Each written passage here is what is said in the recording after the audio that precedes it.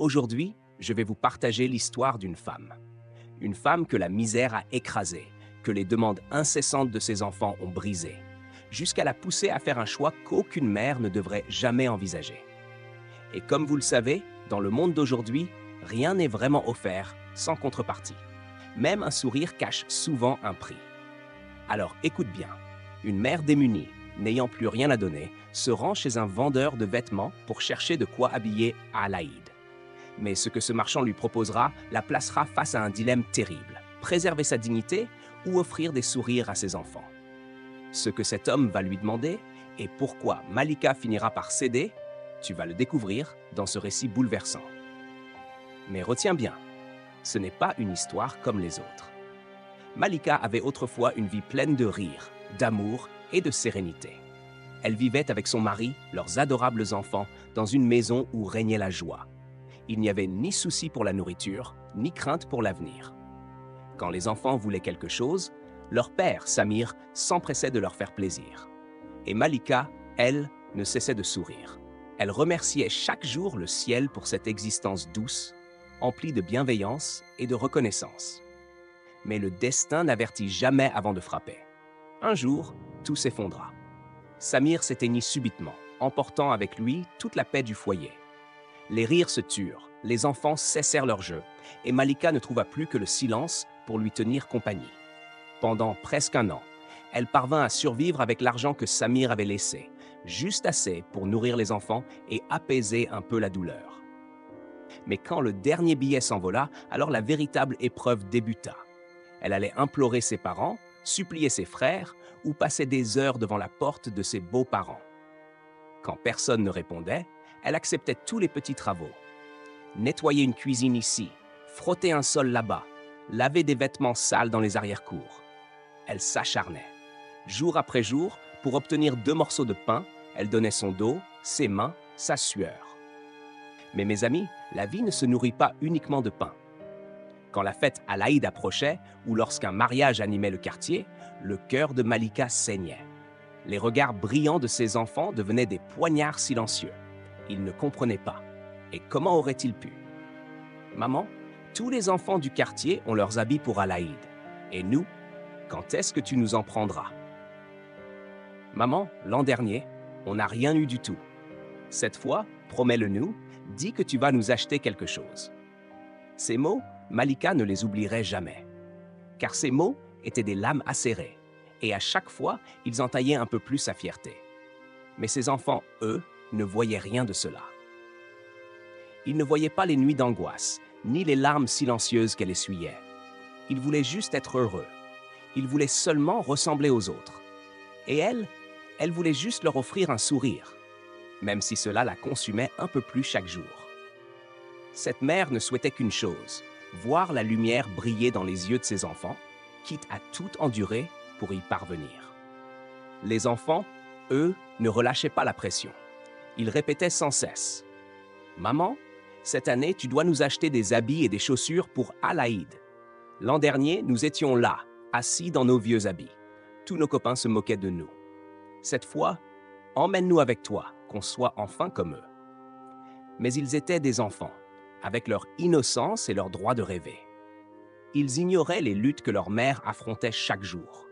Ils ne savaient pas qu'elle passait ses journées à faire le tour des maisons, multipliant les corvées, acceptant toutes les humiliations, pour revenir le soir, le cœur en miettes, le corps vidé, uniquement pour eux. Mais les enfants, eux, ne voyaient que leurs désirs, leurs envies, leurs rêves multicolores et les habits flambant neufs portés par les autres enfants. Mais une mère reste une mère. Et ce jour-là, Malika prit une décision, en silence, avec une détermination farouche. Cette fois, peu importe le prix à payer, elle offrirait le bonheur à ses enfants. Elle se souvint de l'année passée. Pas de vêtements neufs, aucun rêve exaucé, juste des larmes cachées et le poids écrasant de l'impuissance. Mais cette fois, elle ne laisserait pas la fatalité décider pour elle. Alors, Malika alla frapper à toutes les portes. Elle se rendit chez ses proches, elle sollicita l'aide de ses parents, elle supplia ses frères. Elle leur dit simplement « Mes enfants ne cessent d'insister. J'ai besoin de leur acheter des habits, des chaussures, aidez-moi. » Mais personne ne lui tendit la main. Ses parents lui répondirent « Ma fille, Nous aussi, nous peinons. Nous n'avons même rien pris pour nous cette année. » Ses frères furent encore plus tranchants. « Nous non plus, on n'a rien acheté. Que veux-tu qu'on te donne ?» Alors, elle tourna ses pas vers ses beaux-parents. Mais là, ce fut un autre choc. Ils lui dirent « Tu es seul désormais. Tu devrais penser à te remarier. Trouve-toi un homme bien, il prendra soin de toi et de tes enfants. » Ces mots firent vaciller Malika. Peut-être aurait-elle pu céder si elle n'avait pensé qu'à elle. Mais elle réfléchit. Un homme qui n'a pas vu naître mes enfants, comment pourrait-il les aimer comme les siens? Peut-être qu'il m'apporterait du bonheur, mais pour eux, ils ne sauraient jamais donner la même tendresse que celle qu'ils avaient connue avec leur père. Et à cet instant précis, non, elle ne se remarierait pas. Elle préférerait endurer toute la douleur, toutes les privations, toutes les nuits blanches, plutôt que d'imposer à ses enfants la présence d'un beau-père. En quittant leur maison, le soleil lui brûlait la peau, mais c'était un autre feu, plus cruel, qui consumait son cœur. Où aller maintenant? À qui demander de l'aide? Chaque visage rencontré dans la rue lui paraissait indifférent, chaque porte semblait hermétiquement close. Et dans son esprit, une seule question tournait en boucle. Pour le sourire de mes enfants, devrais-je sacrifier ma dignité? Et pourtant, aussitôt cette idée surgit, elle secoua la tête. Non, elle ne pouvait pas. Mais que ferait-elle si plus aucune autre solution n'existait? Ce doute la rongeait, son regard se perdait, sa force l'abandonnait. Elle se sentait prise au piège, coincée, sans un sou, avec des enfants en pleurs et aucun espoir en vue. Alors, elle commença à envisager une autre voie, une possibilité qu'elle avait toujours refusée.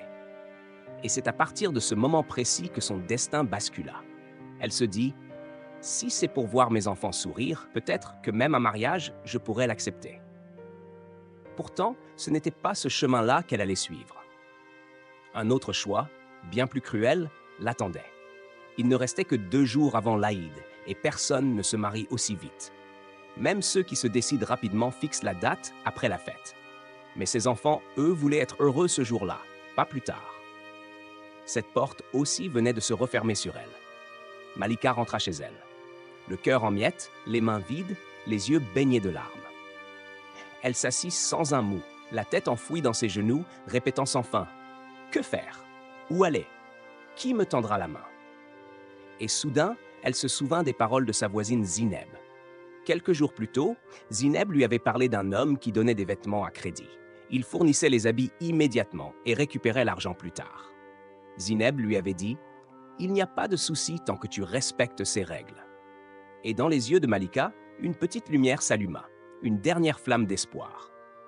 Elle sentit son cœur puiser dans ses dernières forces.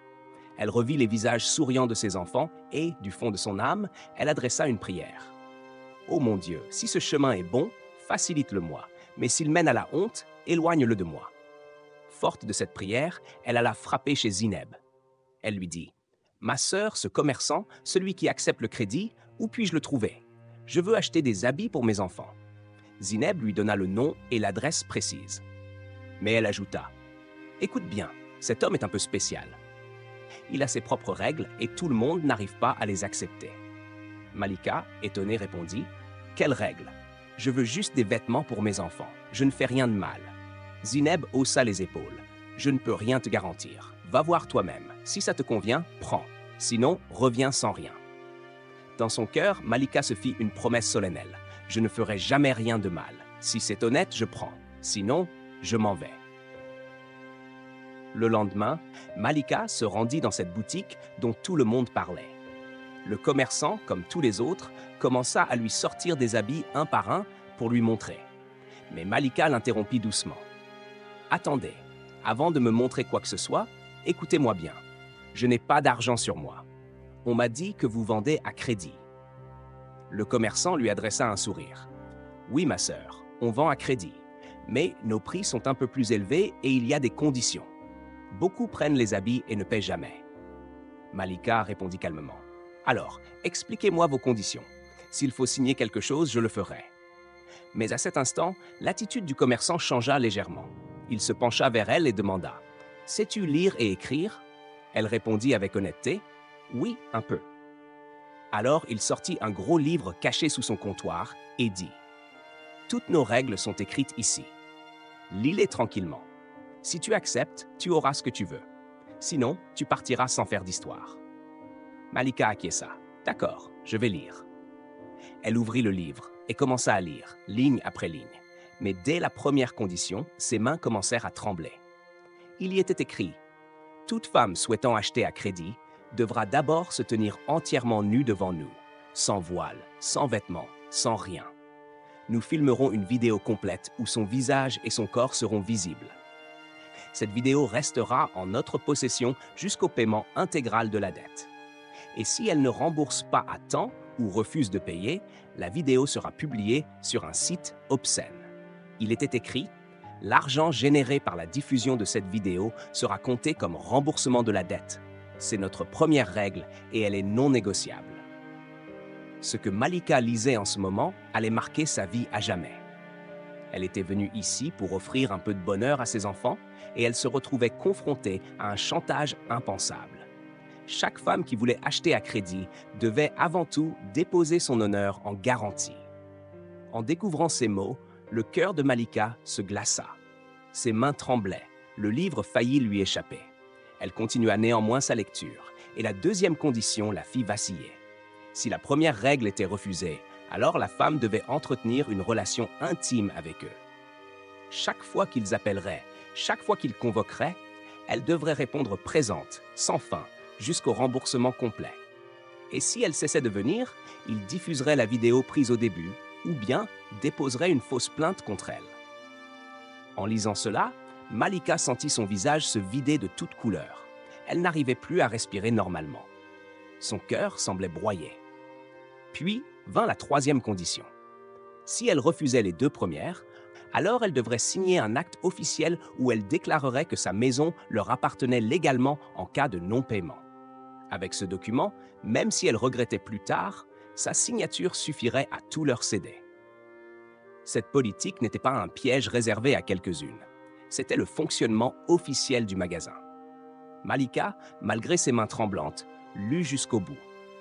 Mais dans son cœur, une chose restait claire. Jamais elle n'accepterait ni la première, ni la deuxième condition. Elle était une femme d'honneur. Elle pensa un instant à la troisième option, mais un souvenir douloureux l'arrêta net. Elle n'était même pas propriétaire. Elle vivait dans un logement en location. Elle n'avait rien à donner. Alors, d'un geste calme, elle referma le livre, le reposa doucement sur la table, sans un mot, sans colère, sans insulte. Puis elle sortit, le cœur écrasé, les yeux humides de honte, les jambes prêtes à céder.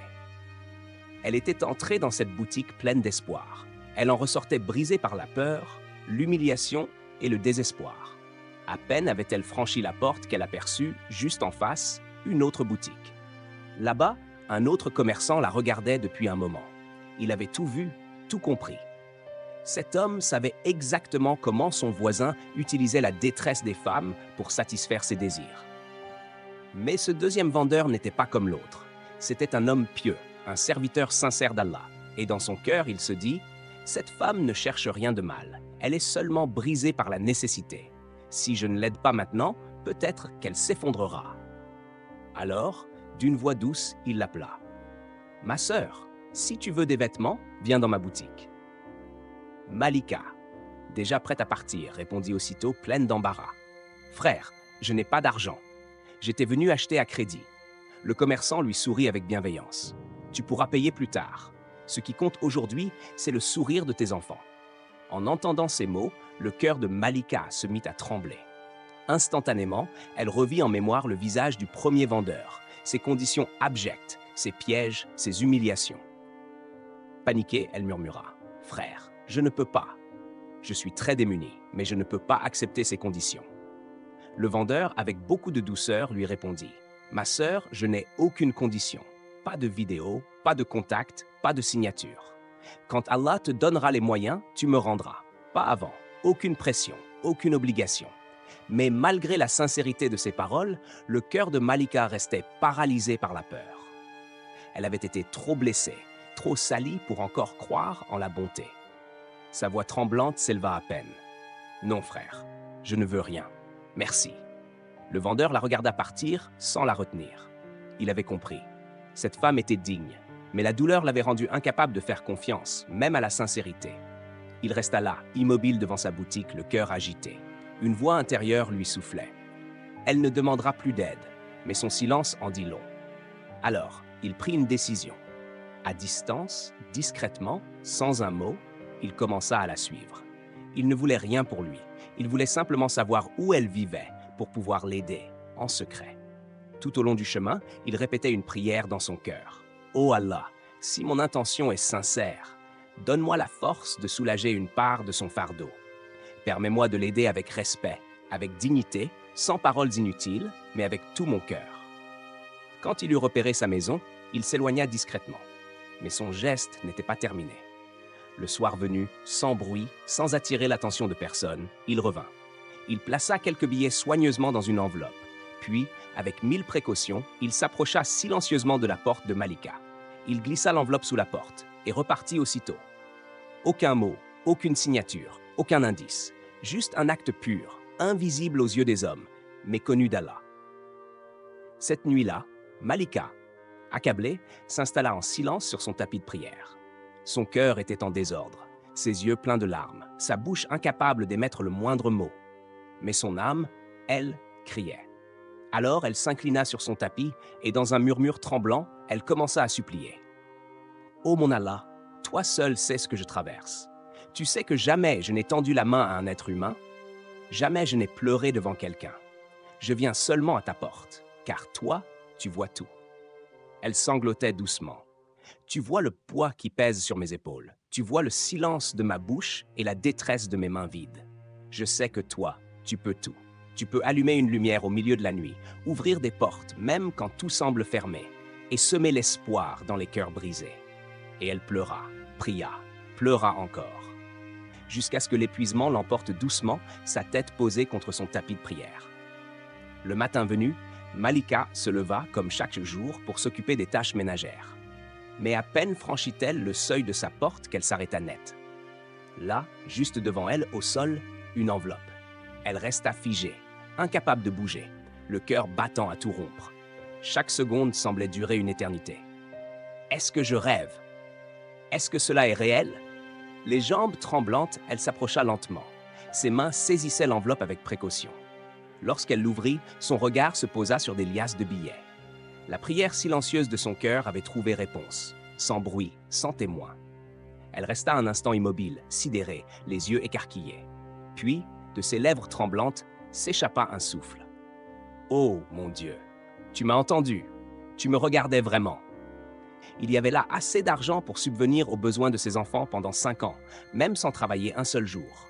Ses yeux se remplirent de larmes, mais cette fois, ce n'était plus la tristesse qui coulait. C'était une gratitude pure, profonde, immense. Elle courut vers son tapis de prière, s'agenouilla, se prosterna, et dans une voix brisée d'émotion, un seul mot jaillit de son cœur. « Oh, mon Dieu, tu m'as entendu, tu m'as aidé de l'invisible. Tu es le seul vrai, tu es le plus grand. » Ce jour-là, Malika acheta des vêtements et des chaussures pour ses enfants. Et le jour de l'Aïd, elle sortit avec eux la tête haute. Les enfants rayonnaient de bonheur. Et elle était en paix. Mais ce qui remplissait son cœur d'une joie véritable, ce n'était ni les habits neufs, ni la sortie. C'était ceci. Elle n'avait eu besoin de baisser la tête devant personne. Elle n'avait demandé qu'à Allah. Et Allah avait répondu. Elle murmura encore, le front posé contre la terre. « Ô Allah, toi seul connais l'état de chaque cœur. C'est toi qui fais jaillir la lumière au milieu des ténèbres. Toi qui transformes le chagrin en paix. Ne nous laisse jamais tendre la main à qui que ce soit. Accorde-nous un revenu licite, béni, un revenu qui soit une source de paix pour nos enfants et de sérénité pour nos âmes. » Sa voix, tremblante d'émotion, poursuivit. « Ô Seigneur, donne un emploi honorable à ceux qui en manquent. Facilite la vie des parents brisés par l'impuissance de ne pouvoir satisfaire les besoins de leurs enfants. Remplis leur cœur de patience et leur langue de reconnaissance. Ô Allah, même quand nos cœurs sont brisés, nos poches vides, et que le monde nous rejette, toi, tiens-nous fermement par la main. Fais grandir dans nos cœurs la certitude que tes trésors sont inépuisables, que ta porte ne se ferme jamais.